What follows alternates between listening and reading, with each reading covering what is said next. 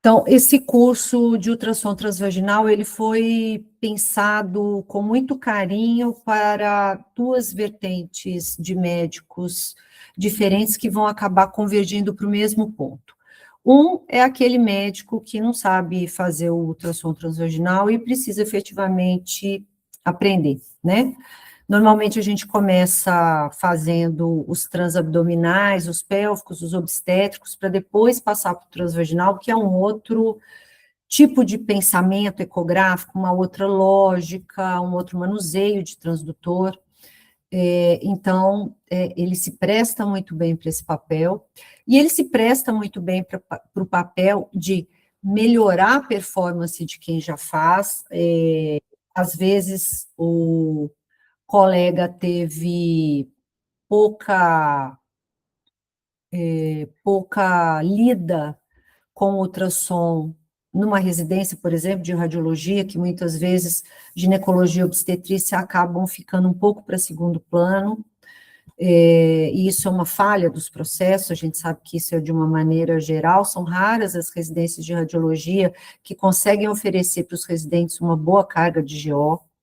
Então, para quem sabe fazer, mas está precisando melhorar, e às vezes para quem já tem uma prática e está precisando dar uma reforçada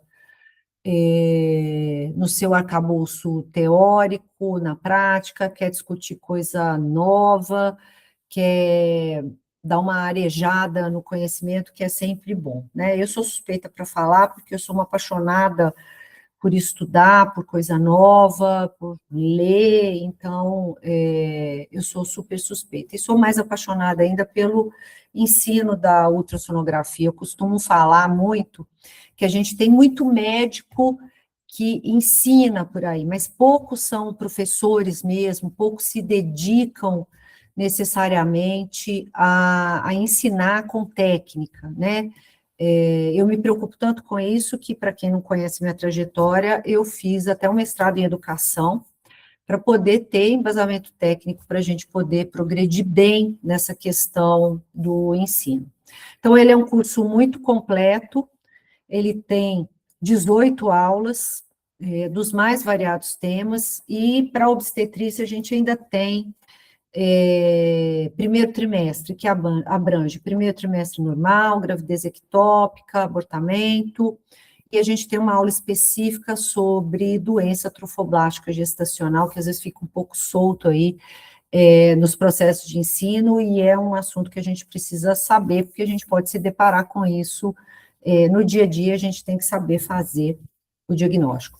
Além disso, a gente vai discutir um pouco dos protocolos, IOTA, IDEA, IETA, MUSA, a gente vai falar de ORADS, desmistificar de uma vez o que é o ORADS e qual a importância de usar esse ORADS no dia a dia, incorporar isso à prática. A gente vai falar muito sobre sistematização, como que a gente sistematiza o exame.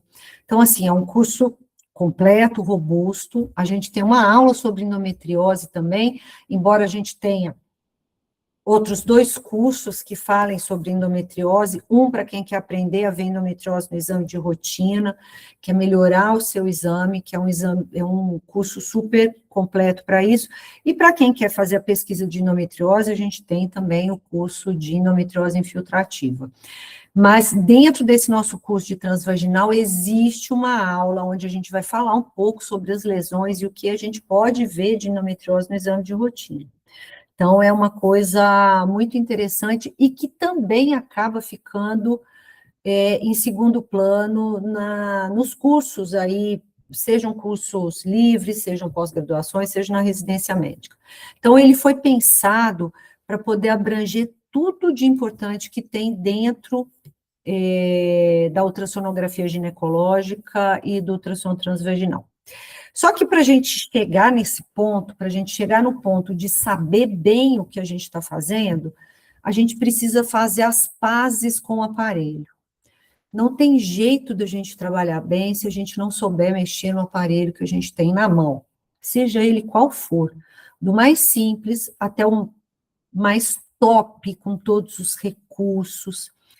Se a gente não souber calibrar o aparelho, nenhum dos dois vai dar a resposta adequada. E muitas vezes a pessoa fala assim, eu faço ultrassom num aparelho péssimo, eu não consegui fazer esse diagnóstico porque o aparelho que eu trabalho é horrível. Muitas vezes não é o aparelho que é horrível, muitas vezes é o operador que não sabe calibrar adequadamente o aparelho. E isso é um grande problema. A gente lida no dia a dia com comportamentos muito mecânicos, igual dirigir, você entra no carro, dá a partida e o resto você não pensa mais. Ultrassom, muitas coisas a gente pode fazer assim, ligar o aparelho, colocar um preservativo no transdutor, o gel no paciente, mas depois disso, as ações, elas não podem ser de maneira alguma mecânicas. Elas não podem ser engessadas, elas não podem ser iguais para todo mundo. Então, a gente tem que pensar quando a gente faz o exame. E esse pensar, ele começa a partir do momento que o paciente entra na sala e a gente faz a anamnese inicial, que é necessária e imprescindível. Não tem uma ultrassonografia bem feita, seja ela em qualquer área que for, obstetrícia, ginecologia, medicina interna, uma tireoide, não importa o que você esteja fazendo, você precisa saber qual que é o contexto daquele paciente. E esse primeiro link do contexto da queixa, da história pregressa, dos exames anteriores que a gente precisa ver, esse é o primeiro link importante que a gente tem que fazer. O segundo link importante é o aparelho tem os seus presets. O que são presets? São pacotes de ajustes pré-determinados, que alguém colocou lá, que pode ter sido até você mesmo.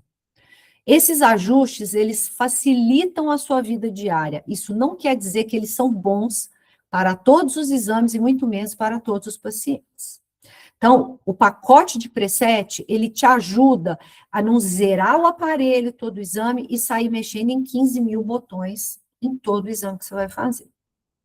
Mas os ajustes finos, saber quando mexer num ganho para mais, um ganho para menos, eu aumento a frequência do transdutor, eu diminuo, eu aumento a profundidade, eu diminuo, o meu setor tem que ser mais largo, mais estreito, eu preciso mexer no frame rate, essa faixa dinâmica está alta, mas eu quero pouco contraste, eu preciso mexer no foco, então são ajustes que não adianta a gente querer um conjunto de ajustes para todos os tipos de exame. Então, alguma coisa ou outra a gente tem que ajustar para aquele paciente em questão. Obviamente, na grande maioria das vezes a gente vai mexer muito pouco nas coisas, mas existem coisas básicas que as pessoas se esquecem, tipo, mexer no foco. Às vezes a pessoa está olhando o endométrio que está aqui, o foco está cá embaixo. Você está perdendo tempo e está perdendo sensibilidade de imagem. Então, você traz o foco para cá, exceção dos aparelhos que têm foco dinâmico, que você não mexe no foco. Existem aparelhos mais novos, onde o foco ele é autoajustável dentro do que você está focando ali na tela. Então, você está com a estrutura aqui, o foco aqui, está errado, a gente tem que pôr o foco um pouquinho acima do que a gente está vendo, ou exatamente na linha do que a gente está vendo. Por quê? Porque a gente concentra o foco dos cristais ali, naquele ponto. Um setor muito largo, um setor muito estreito. Então, o que eu queria trazer para aqui, para vocês hoje, é exatamente a gente falar um pouco sobre ajuste de aparelho. Parece chato, parece bobo, mas não é. É um negócio que, se você tiver o domínio da sua máquina, assim como qualquer operador com a sua máquina, o corredor de Stock Car, o corredor de Fórmula 1, o menino do skate, o cara do kitesurf, o surfista, o ciclista, qualquer operador que saiba operar sua máquina com maestria vai tirar dela tudo que ela pode dar e mais alguma coisa. Agora, o operador medíocre, esse aí vai tirar o básico e muitas vezes um básico ruim. Ele não vai sair do lugar. Então, existe uma grande diferença entre quem faz exame e ultrassonografista. Qualquer um pode pegar uma sonda e sair por aí fazendo exame. Agora, um ultrassonografista mesmo, que faz exame com maestria, que aproveita o seu tempo e o tempo do paciente para fazer diagnóstico, e que consegue dar uma resposta para a pergunta que vem anterior a ele, esse sim sabe operar bem o seu aparelho. Então, é isso que eu queria trazer para vocês aqui hoje. Então, vou começar a compartilhar minha tela.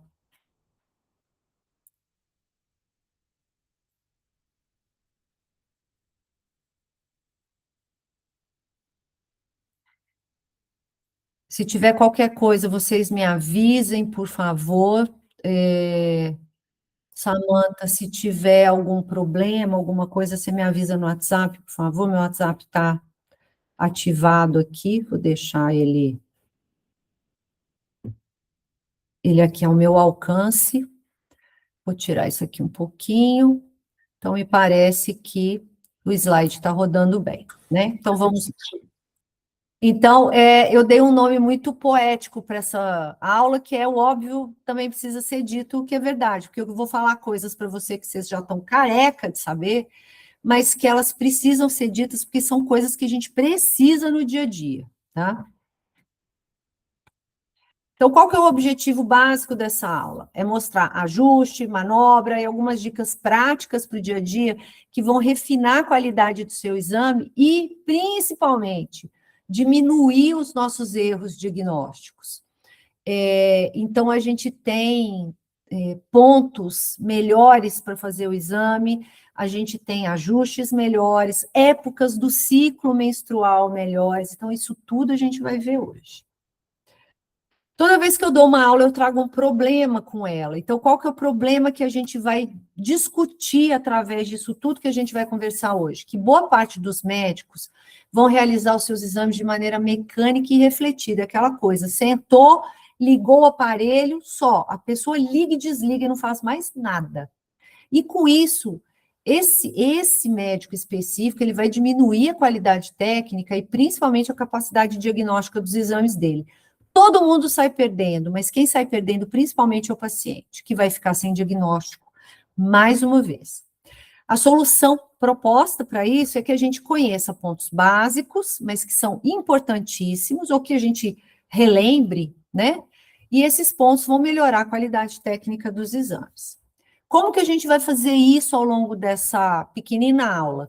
Relembrando o conceito físico essencial e alguns ajustes do aparelho, a gente vai aprender como otimizar a imagem durante o exame, a gente vai buscar entender como dicas simples para o dia a dia vão facilitar a sua vida e vão mudar o jeito que você faz exame, e a gente vai aprender sobre o momento ideal da realização de vários tipos de exame para a gente não cometer gafe ultrassonográfica. Então, vamos começar a relembrar alguns conceitos que a gente já sabe lá dos nossos primórdios da ultrassonografia. A primeira coisa é velocidade de transmissão no som nos tecidos humanos. A média aí é 1.540 metros por segundo. Vejam aí que a gente tem uma velocidade de transmissão muito parecida nos tecidos, com exceção do ar e do osso, onde a transmissão tem uma diferença muito grande. Por quê? Porque o ar e o osso vão provocar uma reflexão praticamente total das ondas que incidem sobre essas estruturas.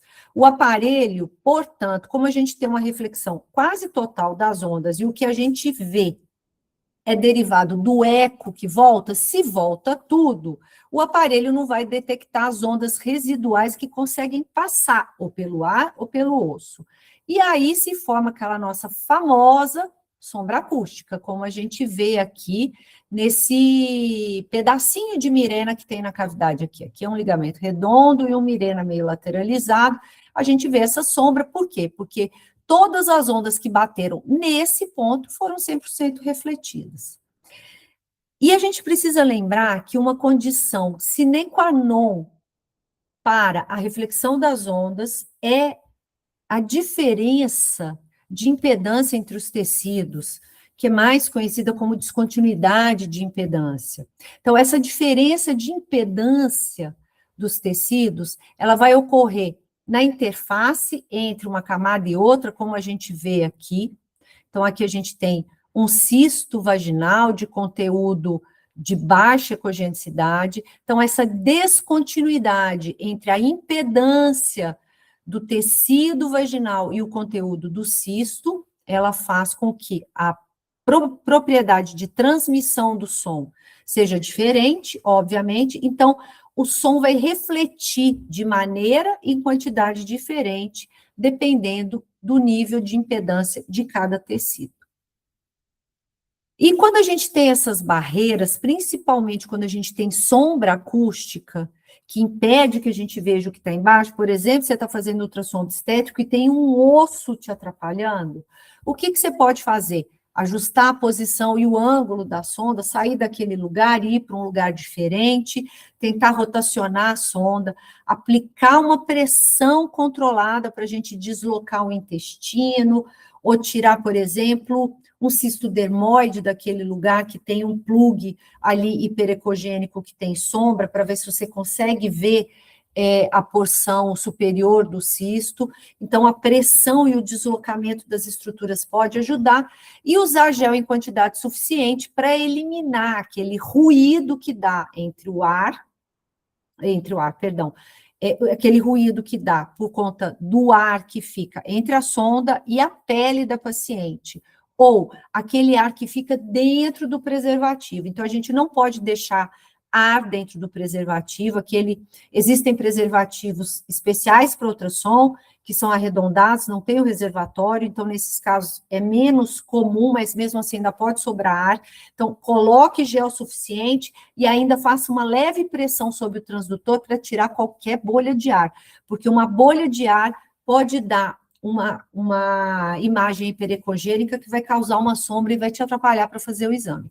E na pele, a gente não precisa encher a paciente de gel a ponto de ser deselegante e fazer bagunça, mas a gente também não pode pôr uma miséria de gel para fazer com que exista ar e essa interface fique ruim o suficiente para causar sombras ali dentro, seja do abdômen materno, quando a gente faz obstetrícia, ou quando a gente está fazendo ultrassom pélvico ou abdominal.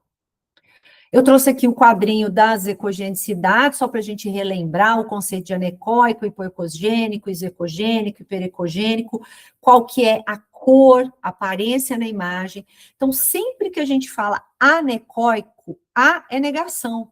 Então, anecóico é sem eco, então não pode ter eco, não adianta, a gente não pode descrever conteúdo anecóico com debris, não é conteúdo anecóico com debris, ou é conteúdo misto, que é um conteúdo predominantemente anecoico com debris lineares, ou com plug, ou seja lá o que for, ou é um conteúdo misto, ou é um conteúdo de baixa ecogenicidade. Anecoico é sem eco, é zero eco, é preto total.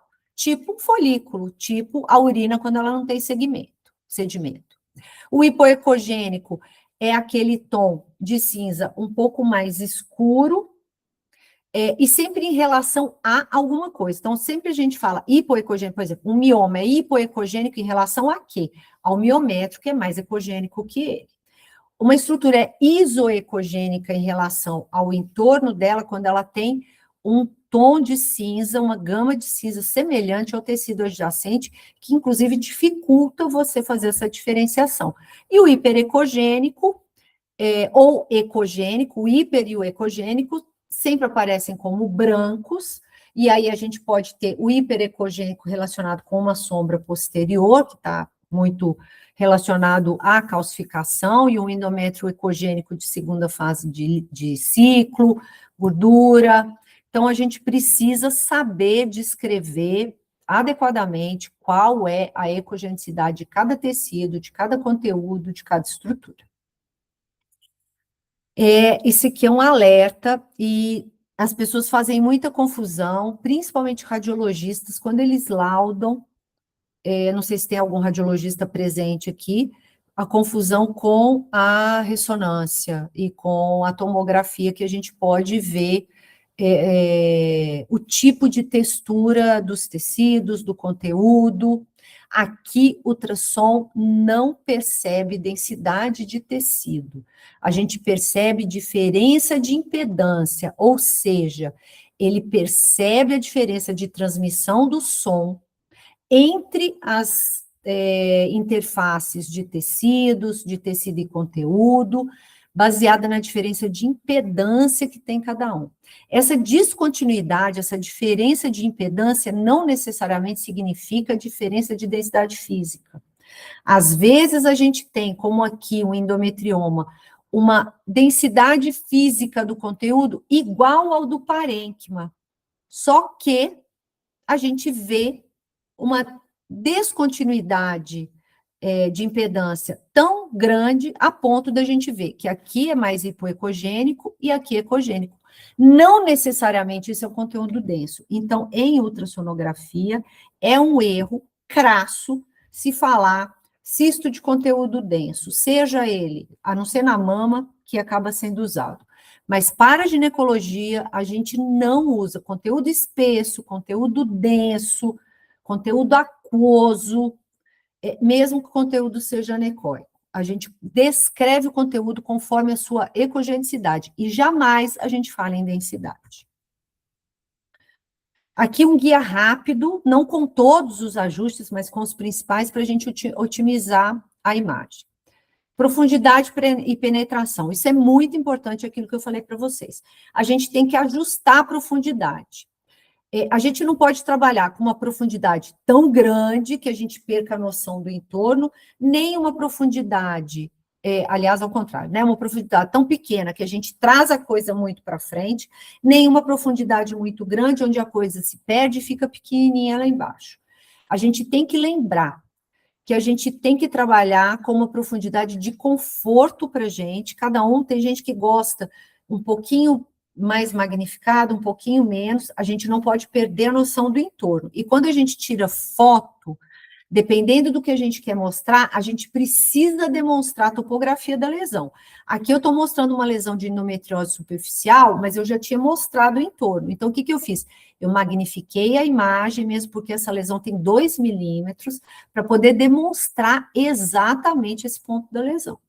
A gente tem que lembrar que a gente precisa magnificar as estruturas que a gente vai medir até mais ou menos 50% do tamanho da tela. Então, a gente não pode fazer medida, principalmente medidas que dependem do decimal do milímetro, com tamanhos muito pequenos na tela. A gente precisa ter uma magnificação de 50% a 75%. Então, aqui especificamente, eu magnifiquei bastante. Por quê? Porque eu queria demonstrar uma estrutura muito pequena. Mas a gente precisa ter a noção exata de, por exemplo, a gente vai medir o endométrio, você não pode crescer demais, diminuir muito a profundidade, trazer muito, magnificar muito, a ponto de perder o corpo uterino. Não, o corpo uterino ele tem que aparecer em toda a sua totalidade.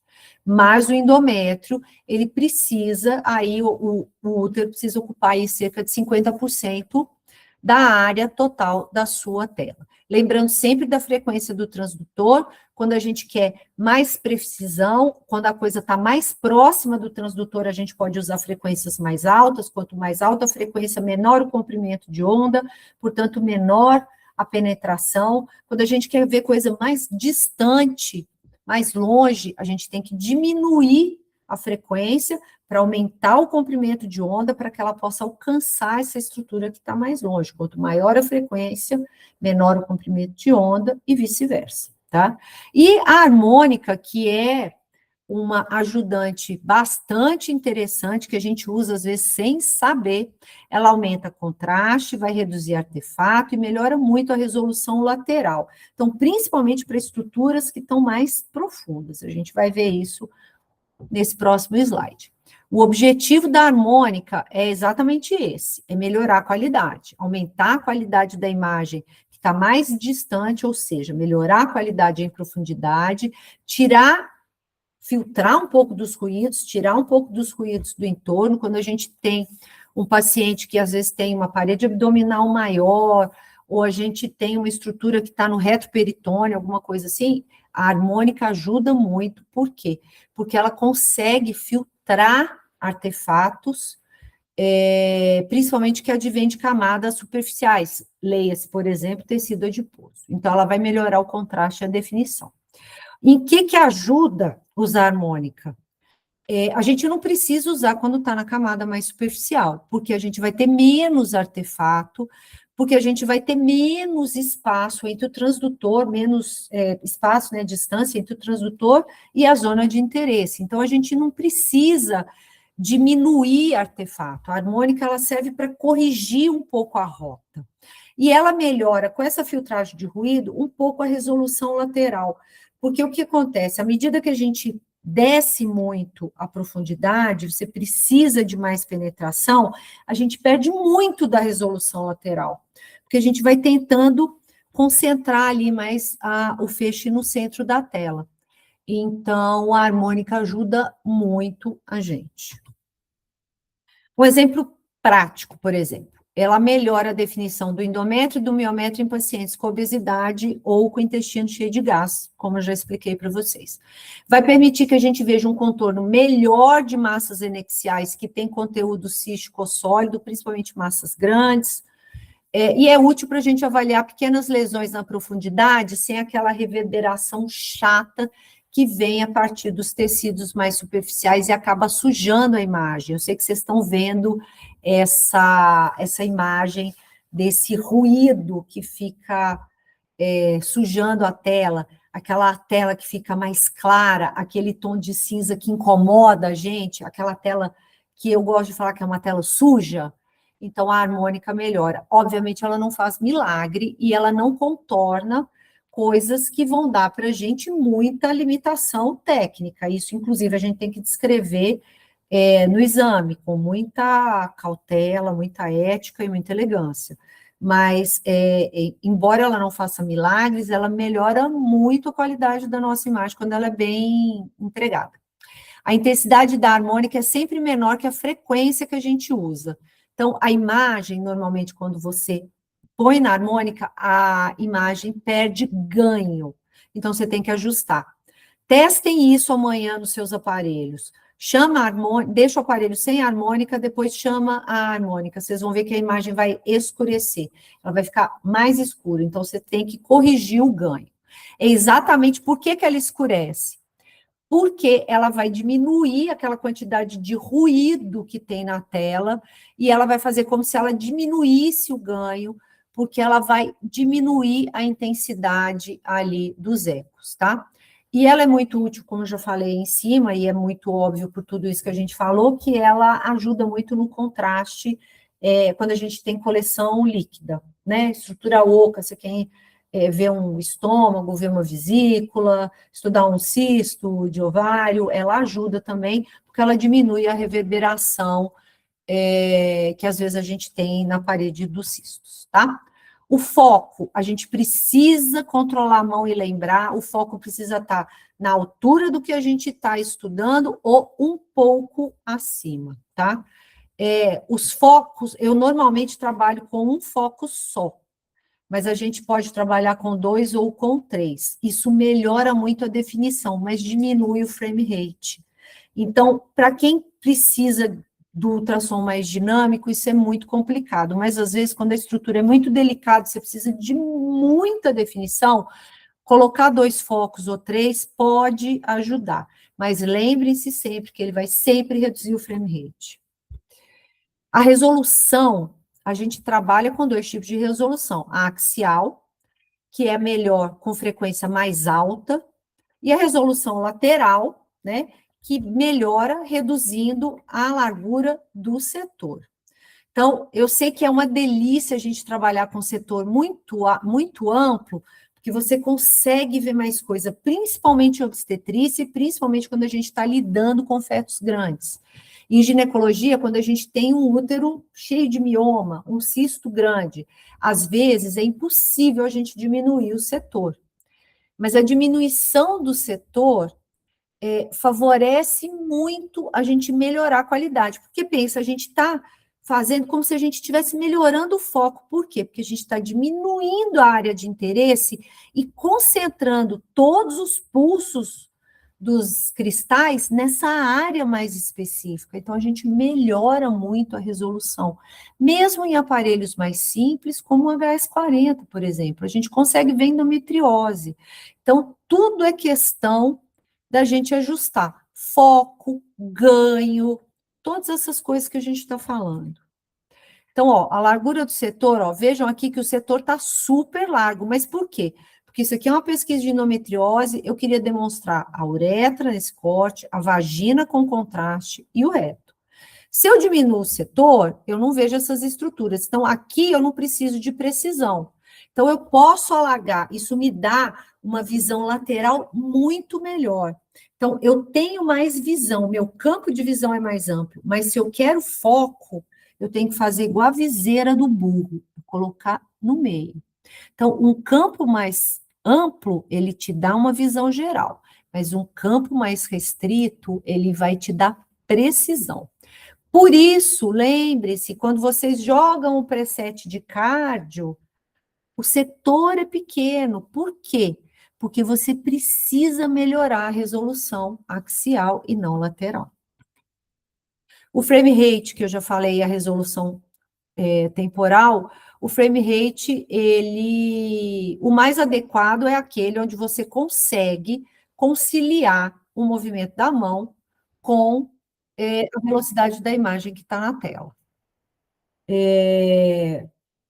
Achei que eu tinha caído. Quando a gente precisa, às vezes, usar mais de um foco, ou a gente precisa de um pouco mais de precisão, dependendo da estrutura, a gente pode aumentar o frame rate.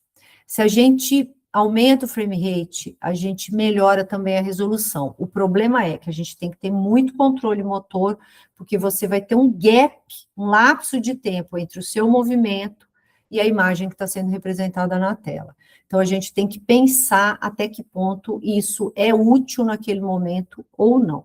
Vejam que aqui a gente está trabalhando com frame rate normal, um foco só, mas se você aumenta o número de focos, a imagem fica mais lenta. Obviamente, para exames em estruturas estáticas, como ultrassom ginecológico, isso não é danoso. Você não pode usar isso, por exemplo, no ultrassom obstétrico, senão você fica louco e não consegue fazer o exame. Então, você pode aumentar o frame rate, porque você dá uma limpada na imagem e muitas vezes deixa ela um pouco mais estável, diminui esses ruídos, que são muitas vezes feitos pelo movimento, e isso a gente vê muito em mão de examinador pouco experiente, que movimenta a sonda muito rápido, isso é um erro clássico que se comete, assim, existe uma ansiedade de procurar estrutura, então, eu tenho uma outra frase que eu falo sempre: pequenos movimentos percorrem grandes distâncias aí dentro, então, quando você dá uma girada, e às vezes você girou 90 graus em relação ao seu eixo original. Então, a delicadeza e a elegância na manipulação do transdutor fazem toda a diferença. Então, não mexer muito rápido também ajuda. Então, às vezes, você não precisa nem mexer no frame rate, porque não vai ter muita sujeira na imagem. Contraste e brilho são fundamentais para a gente mexer. Então, o que a gente tem para melhorar contraste e brilho? O Dynamic Range ou a faixa dinâmica.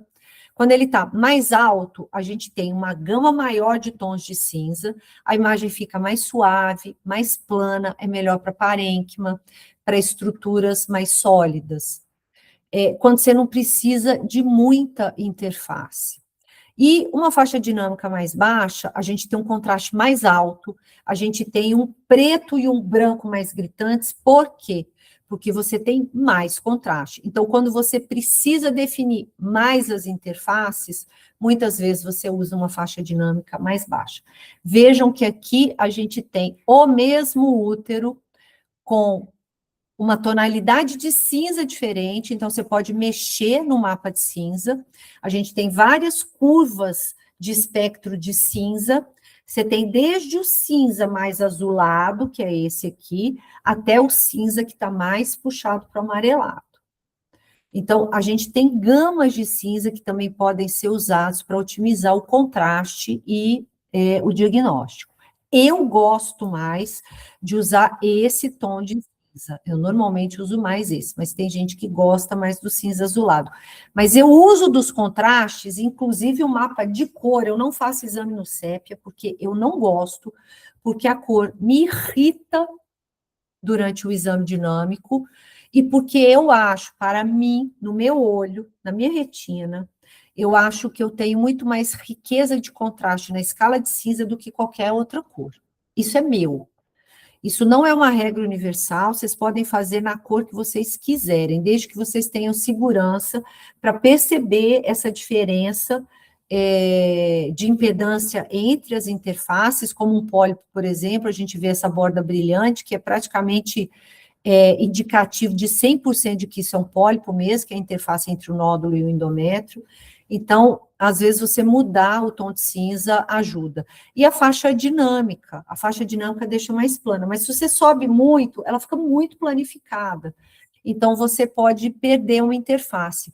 Ao passo que, se você descer muito a faixa dinâmica, você pode aumentar iatrogenicamente o contraste e, às vezes, dar diagnóstico de adenomiose, por exemplo, onde não tem. Então, a gente tem que ter a sutileza visual e técnica de saber mexer, nesses ajustes, tá?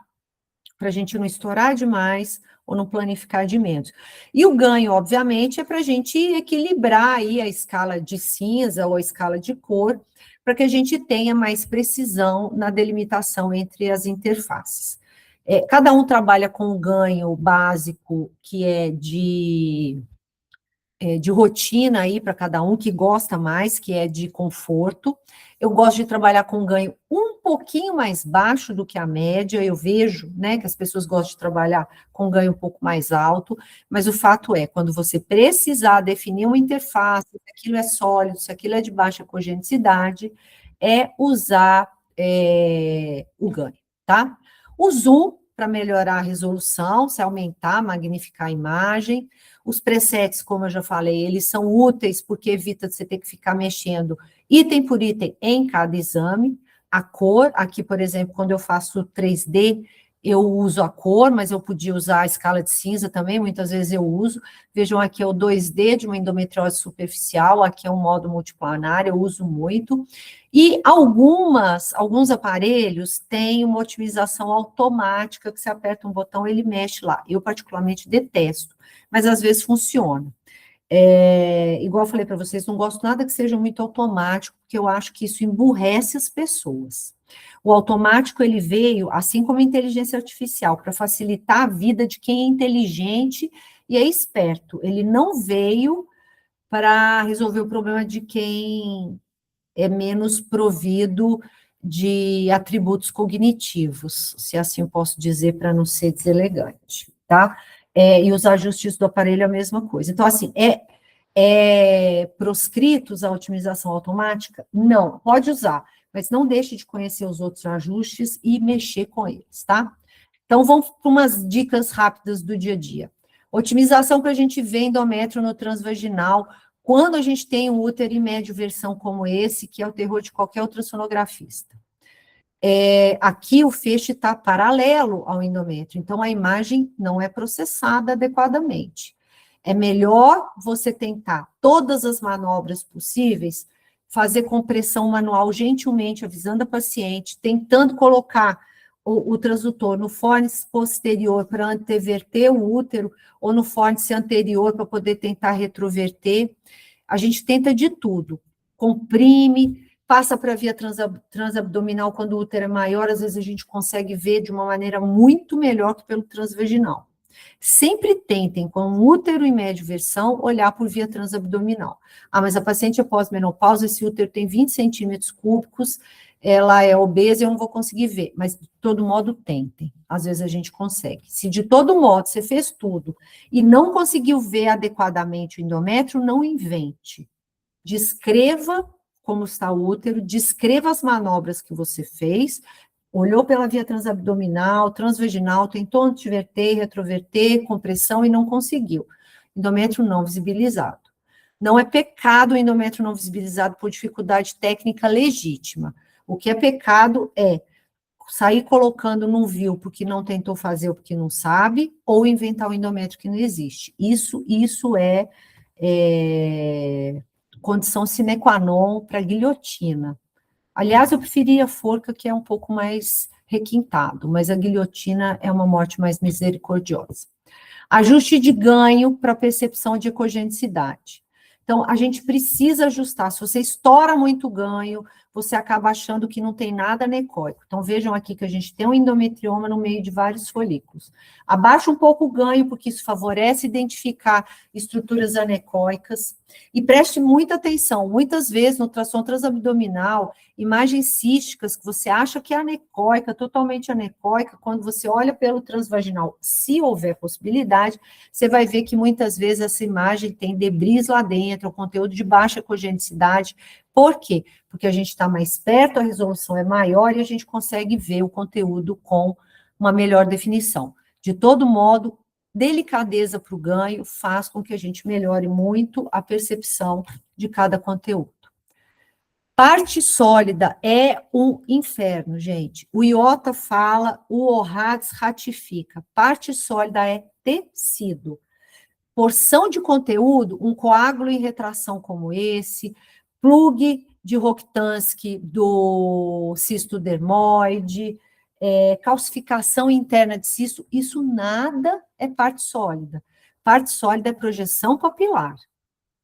Partes ecogênicas, porções ecogênicas, isso são conteúdo misto. Aí você vai descrever.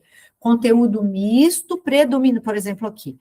Conteúdo misto, predominantemente de baixa cogenicidade, com porção ecogênica e heterogênea, sugerindo coágulo em retração. Pronto, elegante, preciso, correto do ponto de vista de protocolo, e sem a gafe de falar que é um cisto com conteúdo, com uma parte sólida. Um cisto com a parte sólida desse tamanho, a gente tem que ficar muito atento, porque o risco é muito alto. E aí, obviamente, o Doppler ajuda, porque projeção sólida, na grande maioria das vezes, vai ter captação de fluxo. E se não tiver? Se não tiver, você vai fazer o juízo daquilo de acordo com o aspecto. O Orrads fala muito categoricamente, se você tiver dúvidas, se aquilo é tecido ou uma parte sólida, por exemplo, se isso aqui desse dúvida para a gente, o Orrads fala, opte pelo pior, que é classificar como parte sólida, e peça para o paciente retornar X dias depois para poder reavaliar a estrutura, tá?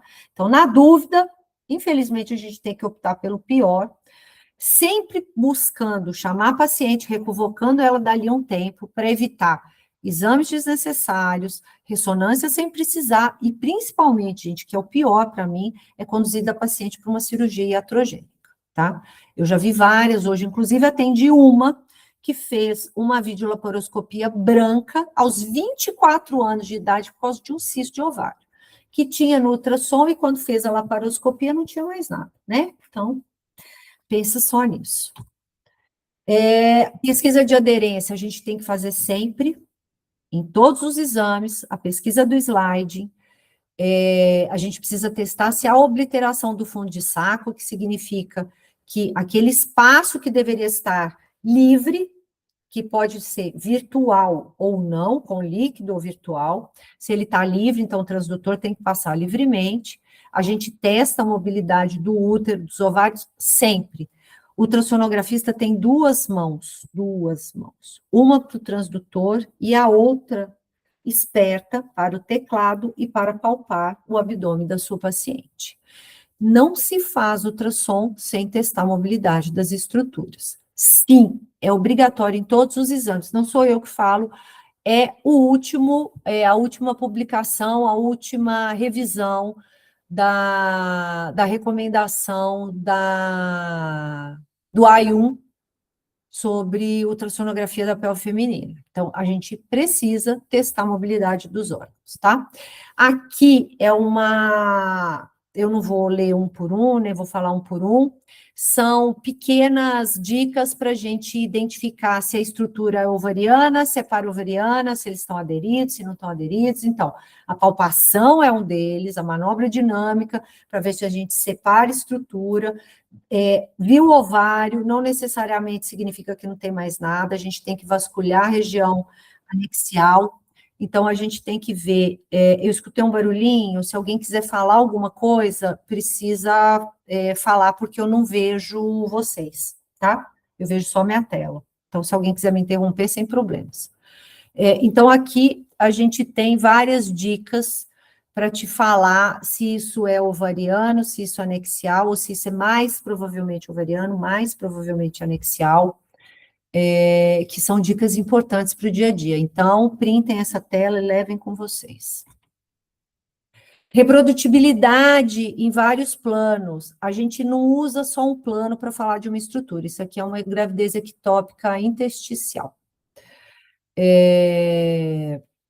Quando você vê uma estrutura, ela tem que ser reprodutível no eixo contrário. A gente tem que rotacionar o transdutor 90 graus e a estrutura tem que se manter. Eu gosto muito do modo multiplanar, porque ele já me mostra os 3 planos: longitudinal, transverso e coronal.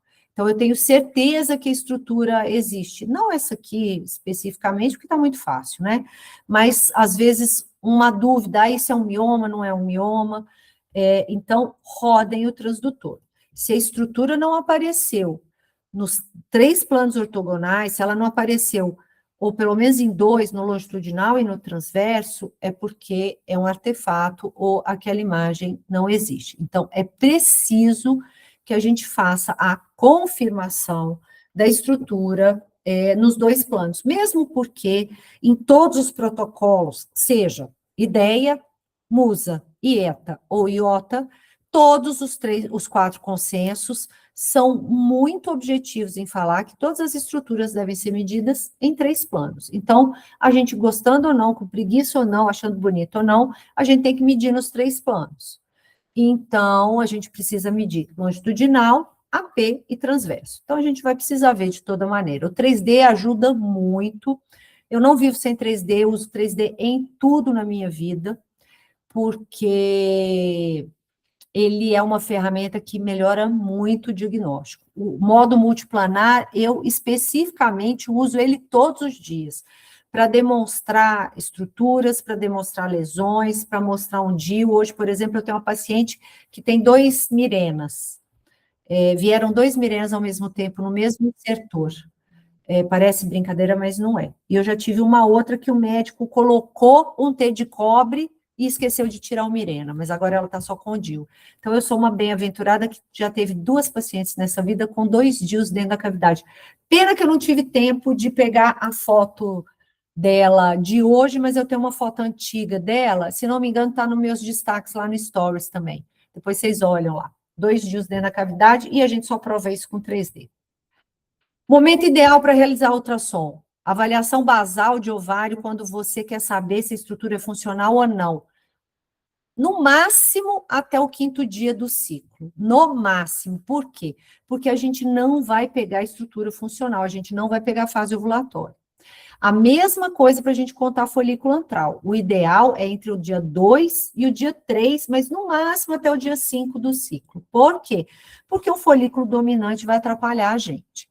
Então, avaliação básica do ovário, para a gente saber se tem estrutura funcional ou para contar folículo antral, no máximo até o 5º dia do ciclo. Mas a paciente está menstruada. Não tem problema absolutamente nenhum. Não é o interesse nosso o endométrio, e sim os ovários.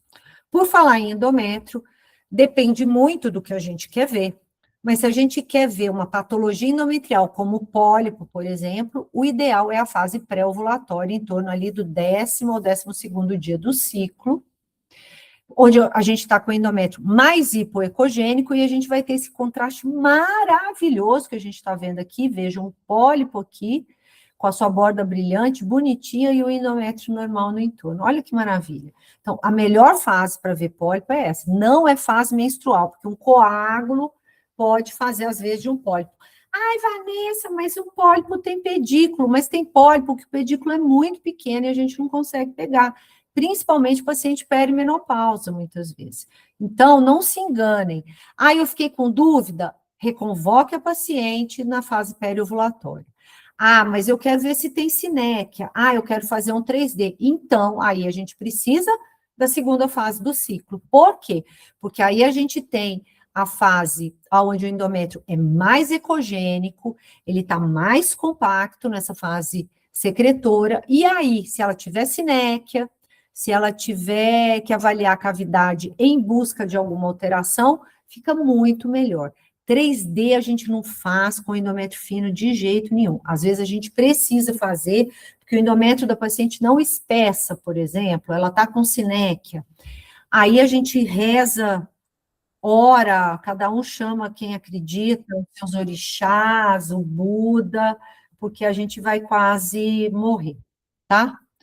Então, a questão é saber a data certa para fazer cada tipo de exame. E o colo, o ideal é a gente fazer no meio do ciclo. Por quê? Porque o canal cervical está dilatado por muco, a gente consegue ver pólipo, que quando a gente está com o canal cervical assim a gente não vê. A gente consegue ver se a lesão que está no estroma, ela invade o canal, não invade, se ela invade, se ela tem perda de interface. O ideal é a gente fazer também na na fase periovulatória, tá? Eu não, obviamente, tem muito mais coisa para a gente falar, mas para a gente resolver esse problema do mecânico, liga e desliga o exame, sem pensar no que ele vai mexer, esse básico que eu trouxe para vocês já é suficiente para vocês melhorarem a qualidade dos seus exames em mais de 50%. Eu ousaria falar em mais de 70%.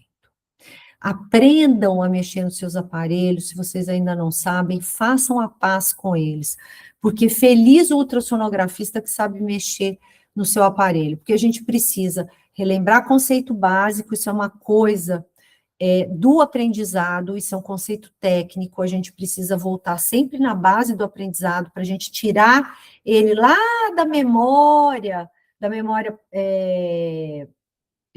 profunda, para ele voltar para a memória de trabalho e a gente ter isso sempre fresco. Então, isso é uma dica, voltem sempre à sua base. Não é porque a gente é burro, não, é porque a gente precisa rememorar conceito básico. Aprendam a operar a sua máquina, entendam que isso não é frescura, eu não estou colocando uma coisa inútil para vocês, é porque quando a gente entende o aparelho, a gente sabe física, a gente sabe como é que a gente mexe no aparelho, a gente entende o que é o nosso exame, a gente consegue otimizar a imagem de maneira que a gente faz um exame, um aparelho básico, cantar belamente como uma soprano.